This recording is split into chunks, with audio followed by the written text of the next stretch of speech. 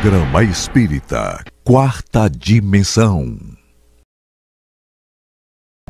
Pesquisadores e cientistas do comportamento humano chegaram à seguinte conclusão: nascemos com dois tipos de medo: o medo de cair e o medo de barulhos altos.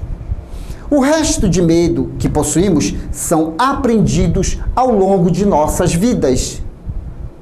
Por isso, querido telespectador, é sempre bom rever aquilo que aprendemos. Talvez tenha havido falhas nas informações. Afinal, somos um projeto de Deus feito para a felicidade. O Quarta Dimensão já começou.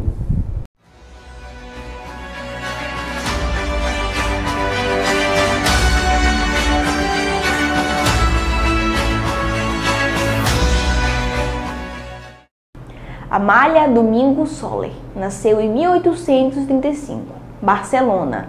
Foi uma escritora, costureira e grande expoente do movimento espírita espanhol, pela sua atuação como divulgadora e médium de uma psicografia.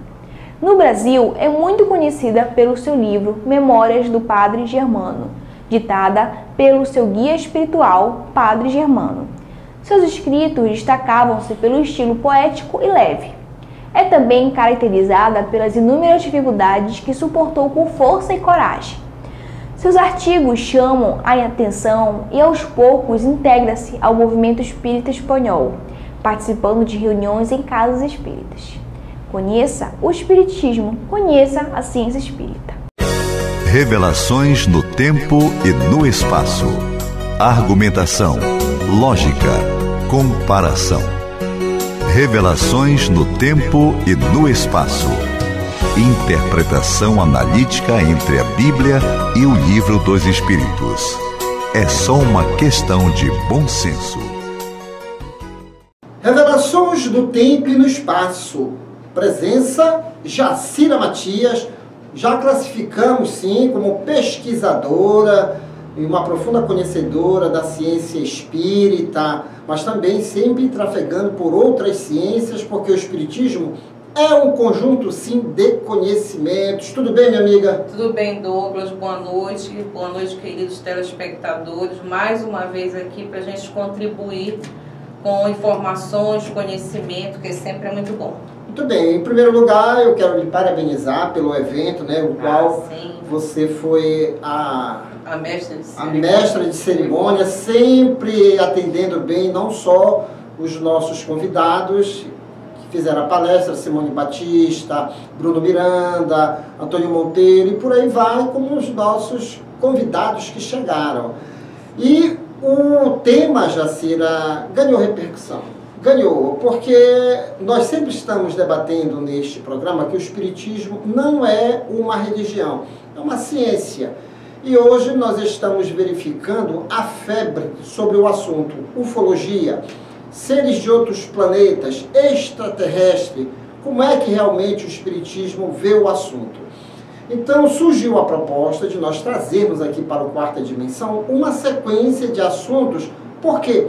Porque há muita fantasia no tema, não é, Jacira? É, sim.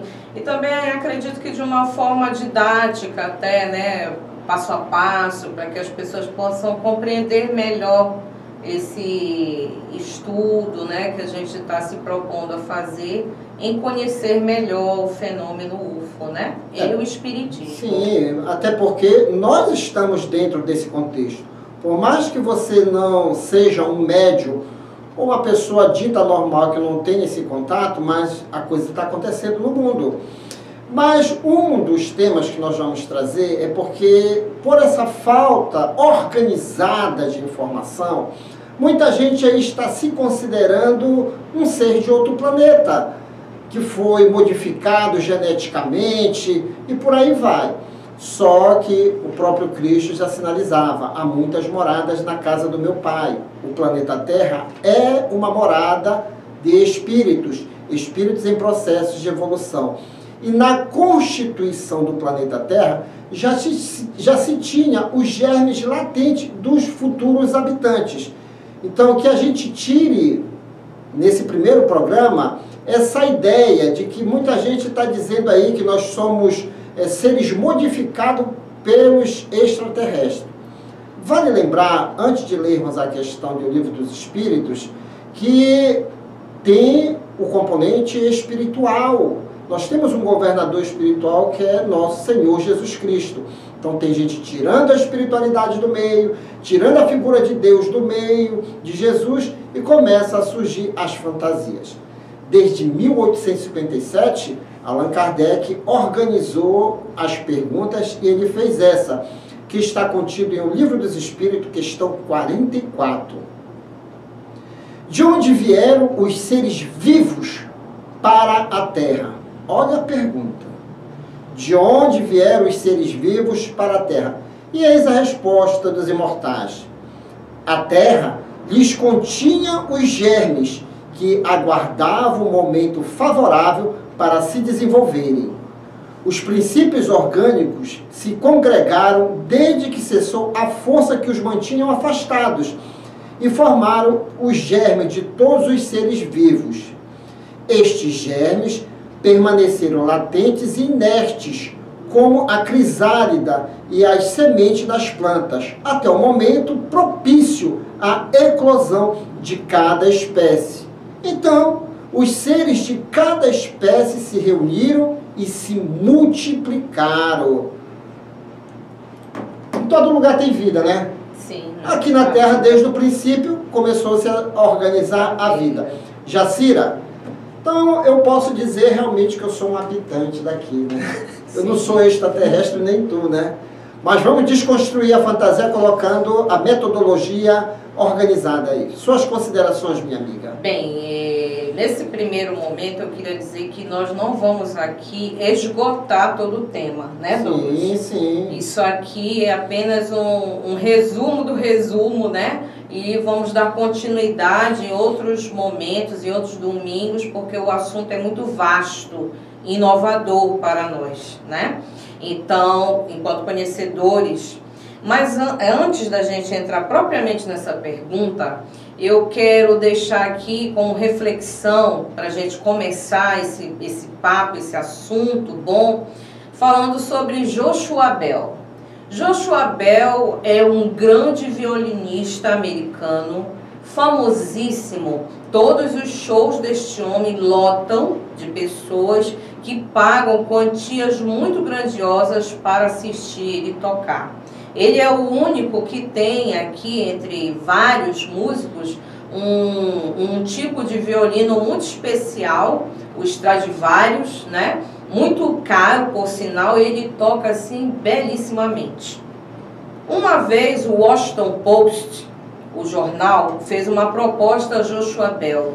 Eles proporam para ele se vestir com roupas bem comuns, se colocar em um metrô em Nova York e tocar. Que eles queriam saber quantas pessoas iam reconhecê-lo, né? Logo, ele é famoso, então ele aceitou o convite, o desafio e foi. Quando chegou, ele tocou por quase 50 minutos em diversas partes do metrô.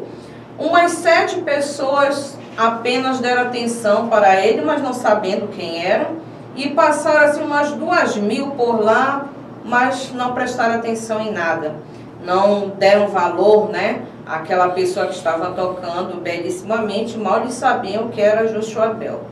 A análise, qual é a análise disso? É que as pessoas, elas estão condicionadas a ver alguma coisa. Elas estão condicionadas a pensar um determinado assunto. Quando o assunto ou algo surge de uma forma inovadora ou desbravadora, elas não aceitam por causa que estão focadas apenas em condicionamentos. Então, a mesma coisa é ufologia e espiritismo. As pessoas acham que não tem nada a ver, elas estão focadas em um determinado assunto dentro da doutrina espírita, apesar de ter seguido e ouvido muitas vezes Jesus que disse: o meu reino não é deste mundo, a casa do meu pai, né, há muitas moradas, mas ainda tem uma resistência em compreender quem são os irmãos das estrelas, né? Então, é só para a gente refletir que a gente está dentro de tudo isso, mas muitas pessoas negam estar inseridas dentro desse próprio processo. Então, quando a gente coloca essa questão do surgimento da vida na Terra, e como você pontuou, pessoas dizendo que vieram de outros orbes habitar aqui, que não são daqui, que estão aqui apenas porque estão numa tarefa ou numa missão, mas não são pertencentes, não são terráqueos, enfim. Aí nós vamos pegar como base a Bíblia, nós vamos pegar como base a ciência, vamos pegar como base a ciência espírita, o espiritismo. Na Bíblia nós já sabemos sobre a lei do criacionismo, que fala que Deus criou a terra, né, em pouquíssimos dias, né, e do sopro divino fez o homem, né, como se ele fosse ali um ceramista, modelador, né, e criou vida, né? Então assim que a gente sabe, conhece. A ciência já fala o que, Douglas? Que a evolução, a criação do mundo, esse surgimento da vida é um complexo, né, de organizações que se deu na Terra, permitindo que a vida surgisse. E um fator muito importante que eles falam do surgimento do protoplasma, que é o elemento material constituinte das células vivas, ou seja, dos vírus, das bactérias, né, até chegar à constituição humana. E o espiritismo também vem reforçando que a evolução é um aglomerado de complexidades, que também, através desse resfriamento, né, das altas temperaturas da Terra, né, e aí se criou uma camada gelatinosa, chama-se protoplasma, olhe lá também, né, isso é muito evidente nos relatos do livro Evolução em Dois Mundos, né, A Caminho da Luz. Na própria Gênese também, se você for pesquisar, você vai encontrar. Então, observe como eles estão intrinsecamente ligados na análise do surgimento da vida. Outro ponto que eu quero falar aqui com vocês é que na mesma época do desenvolvimento, né, de trazer as informações da doutrina espírita, Charles Darwin também estava presente, né? Na questão de explicar a evolução das espécies. Ele é contemporâneo de Kardec. Junto com ele também temos Alfred Russel Wallace, que trabalhou com ele desenvolvendo esses estudos. Alfred chegou a visitar Ana Prado, tá? Aqui em Belém, só para que vocês saibam, tá? Mas qual é a diferença entre eles? Charles colaborou muito, Darwin colaborou muito nessa questão do entendimento da evolução da vida, mas ele deu ênfase ao material, apenas à matéria. O Wallace coloca o fator do espírito, que dá vida, que dá um movimento a essa matéria. Então, se nós formos observar, as análises são muito próximas, né? E você, com estudo, pesquisa, conversas e palestras, nós vamos nos esclarecendo cada vez mais que nós somos, sim, terráqueos, a maioria é terráqueo. Nós passamos nessa criação de Deus o princípio inteligente acompanhando o desenvolvimento da matéria. Nós desenvolvemos aí, né, gente, o olfato, o gosto, o tato, e chegamos a algo sublime, que é o raciocínio, que é a ideia concatenada, que chama-se razão. Então, observe todo esse processo, e tudo isso que eu estou dizendo agora em segundos, né, minutos, isso levou centenas de milhões de anos. Então, é algo, sim, a se pensar. Aí alguém pode dizer, mas Jacira, mas tem muitos que dizem que não são daqui, que vieram para complementar. A gente tem exemplos. Capela, né? São espíritos que vieram, sim, porque por N fatores do seu planeta, tiveram que vir habitar a Terra. Com isso, eles trouxeram também essa questão da contribuição para o progresso. Não esqueça, o mundo espiritual, ele é solidário, viu, Douglas? Sim. Não é que nós estamos aqui no planeta Terra, que nós não temos nada a ver com outros planetas, temos sim a ver. Tudo caminha num equilíbrio.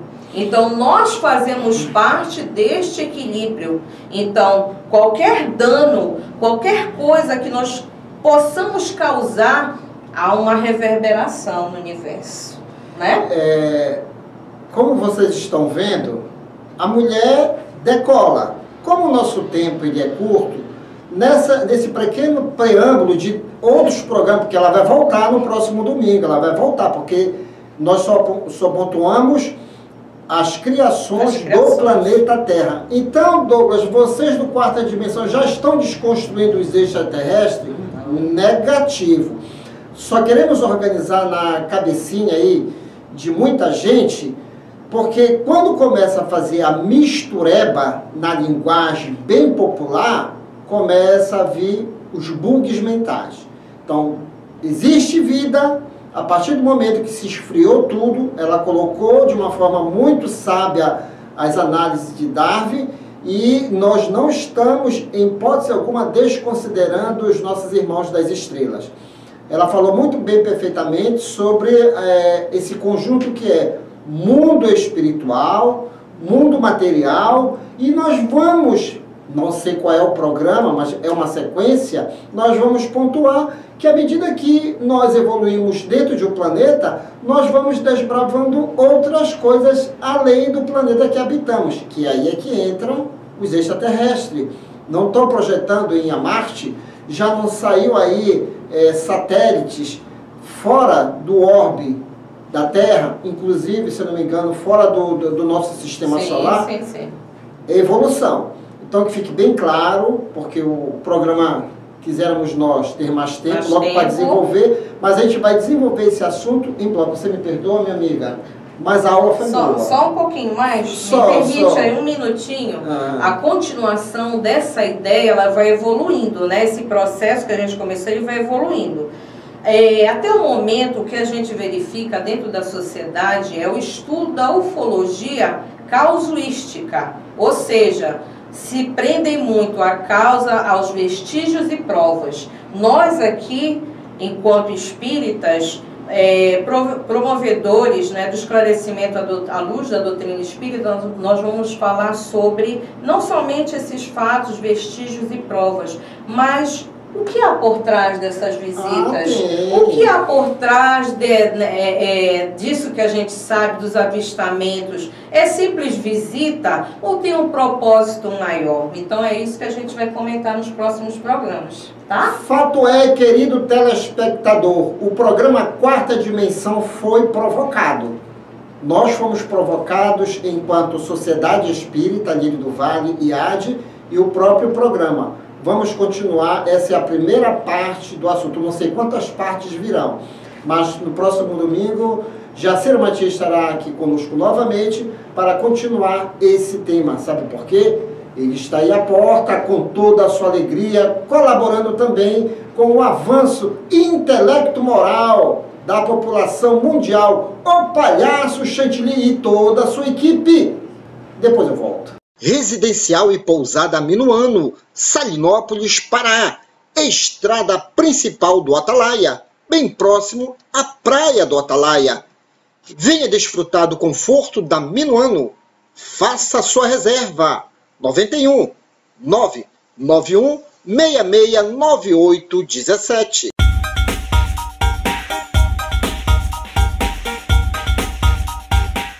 Aí, galerinha, o meu boa noite a todos vocês, com muita alegria aqui.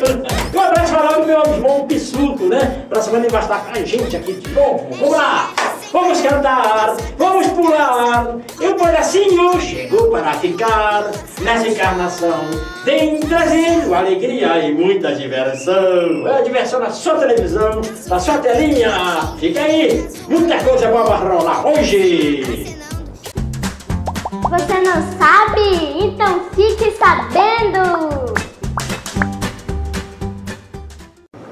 Você já parou para se perguntar como a teoria da relatividade pode ser aplicada em nosso dia a dia?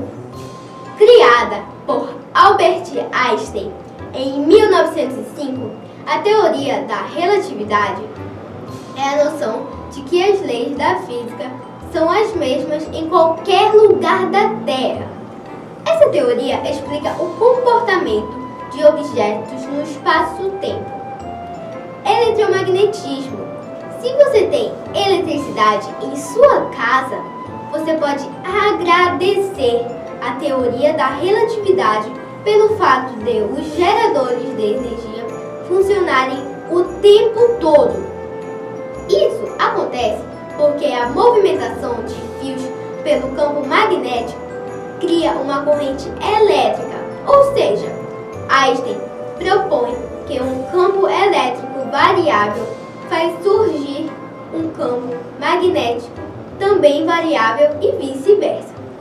Essa interação cria uma onda eletromagnética que se propaga no vácuo, transportando energia. Com isso, conseguimos montar os sistemas de abastecimento de energia que temos nos dias de hoje. Se você não sabe, então fique sabendo!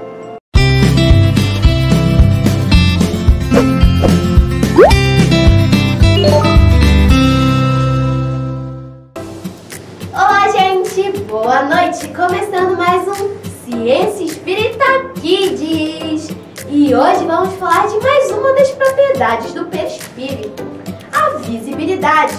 Vem comigo! O perispírito é invisível aos olhos físicos, mas não aos olhos do espírito. Os médiuns videntes só podem ver aqueles perispíritos que estão atuando em sua faixa vibratória. O espírito pode, em certos casos, por ato de vontade, tornar o perispírito visível para nós, através de uma modificação molecular. É assim que se produzem as aparições. Conforme o grau de condensação do fluido perispirítico, a aparição pode ser vaga e vaporosa, ou mais nitidamente definida, ou ainda com todas as aparências de matéria tangível. Os espíritos, nos casos dos menos evoluídos, só percebem os seus pares captando-lhes o aspecto geral. Já os espíritos superiores podem penetrar a intimidade perispiritual de desencarnados de menor grau de elevação, bem como a dos encarnados, observando-lhes as desarmonias e as necessidades. Bom, gente, por hoje é só. Lembrando que é importante a gente estudar sobre o perispírito para conhecer melhor o corpo. Então, até o próximo domingo com mais um Ciência Espírita Kids. Tchau!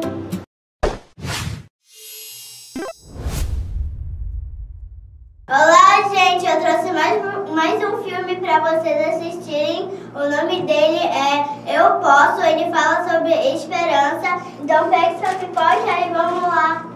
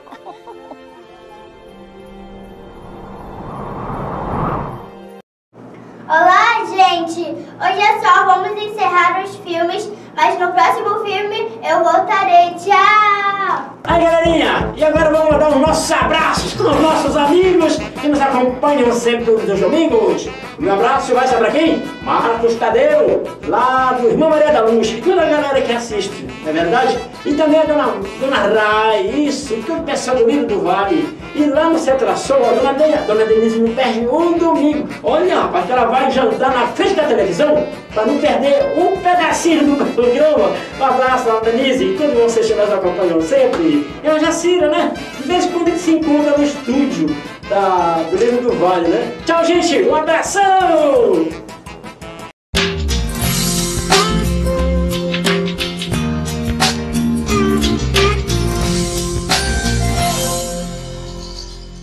No livro Autodescobrimento, o espírito Joana de Ângeles narra sobre os perigos do ressentimento, que define como uma herança das experiências mal suportadas. O ressentimento pode o tornar nosso próprio adversário, à medida que guardamos em nosso interior sentimentos ruins. Quando cultivamos a raiva sobre alguém e convertemos em ressentimento, uma descarga de vibrações desequilibradas ocorrerá na corrente energética, mantenedora do equilíbrio, atingindo as nossas células e interrompendo o equilíbrio psicofísico. Alguns transtornos que constituem a somatização dos venenos do ressentimento poderão surgir como consequência da desarmonia do ciclo vital, a exemplo de doenças como o câncer e transtornos neuróticos e gástricos. Então, o que podemos fazer para evitar o ressentimento? Joana de Ângeles orienta que devemos desenvolver sentimentos de segurança pessoal, de harmonia e de autoestima, para que dessa forma desapareça o ressentimento, que não encontra apoio nos alicerces do subconsciente. E essa foi a nossa dica de saúde de hoje. E chegamos ao término desta edição. Você quer adquirir os livros indicados neste programa e outros livros espíritas? Basta entrar em contato pelo WhatsApp 98267-6756. E boa leitura! E querendo rever este programa, visite-nos em nossas redes sociais. Não deixe de dar aquele joinha e de nos seguir. E no próximo domingo estaremos de volta aqui na sua TV Grão-Pará.